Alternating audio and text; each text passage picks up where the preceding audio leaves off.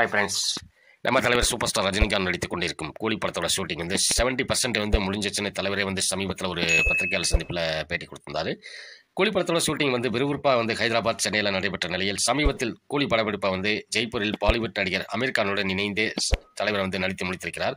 இதனிடையே பார்த்தீங்கன்னா கூலி திரைப்படம் வந்து ஒரு பேன் இந்தியா படமாக பக்கா கமர்ஷியல் படமாக வந்து உருவாக்கி கொண்டிருக்கிறார் நம்ம லோகேஷ்.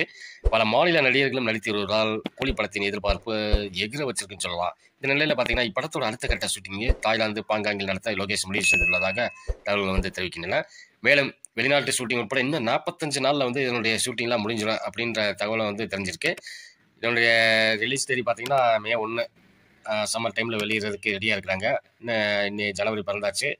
இன்னும் ஒரு 3 மாசத்துல தான் நம்ம இதனுடைய ப்ரொமோஷன்லாம் பண்ணுவாங்க. ஓகே ஃப்ரெண்ட்ஸ், இந்த வீடியோ பிடிச்சிருந்தா லைக் பண்ணுங்க, கமெண்ட் பண்ணுங்க, ஷேர் பண்ணுங்க. முக்கியமாக வந்து சப்ஸ்கிரைப் பண்ண மறந்துடாதீங்க. மகிழ்ச்சி.